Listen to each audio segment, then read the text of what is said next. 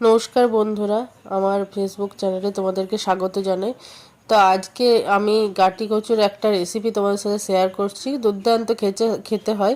আর গাটি কচুর অনেক রকম রেসিপি করা যায়, তো তার মধ্যে একটা এই রেসিপিটা তোমাদের সাথে শেয়ার করছি। তো এইখানে আমি দেখো গাটি কচুটাকে সেদ্ধ করে নিয়েছি। এবার সরষের তেল চাপিয়ে দিয়েছিলাম। তো সরষের তেল এমনি গোল গোল করে গাটি কচুগুলো কেটে নিয়েছি, দিয়ে এবার ভেজে নিচ্ছি। তো আমি এইখানে প্রথমে সেদ্ধ করে নিয়েছি, তারপর আমি এটাকে ভাজছি। তো এটা ভাজা হয়ে গেছে, এবার আমি এটা তুলে নেব। আর একটা পেস্ট বানিয়েছি, সেটা হচ্ছে আদা রসুন কাঁচা লঙ্কার একটা পেস্ট বানিয়েছি, আর একটা টমেটোর পেস্ট। আর এখানে সরষের তেল দিয়ে দিয়েছি কিছুটা পরিমাণ, আর দুটো এলাচ দিয়ে দিলাম। আর এইখানে ফোড়নে দিয়েছি 5 ফোড়ন আর দুটো তেজপাতা। আর এখানে পেঁয়াজগুলো কুচো কুচো করে রেখেছিলাম, একটা বড় সাইজের পেঁয়াজকে আমি কুচো করে রেখেছিলাম, সেটাও আমি দিয়ে দিলাম। এবার পেঁয়াজটা ভাজা হয়ে গেলে বাকি মশলাগুলো অ্যাড করব।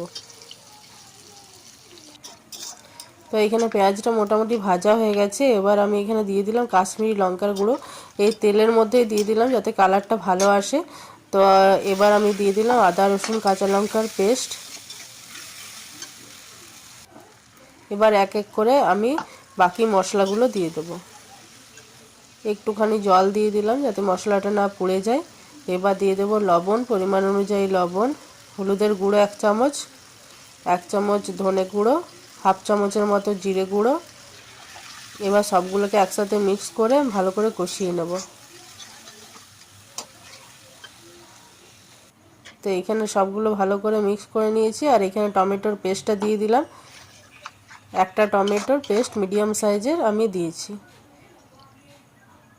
এবার এই মশলাটাকে ভালো করে কষিয়ে নেব।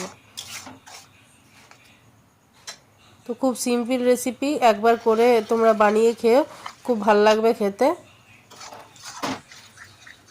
এখানে তেল ছেড়ে দিয়েছে, এবার আমি কচুগুলোকে দিয়ে দেবো। আর একদম কচুতে যে মানে একটা লাল লাল ভাব থাকে, ওই ভাবটাও থাকবে না ভেজে নিলে, লাল পেলে ভাবটা। আর এখানে চিনি দিয়ে দিলাম 1 চামচের মতো। এবার আমি জল দিয়ে দিচ্ছি। তো এইখানে 8 গ্লাসের মতো জল দিয়েছি। এবার আমি এটাকে 10 মিনিটের মতো খুব ভালো করে ফুটিয়ে নেব ঢাকা দিয়ে। তো এখানে রেডি হয়ে গেছে গাটি কচুর সবজি।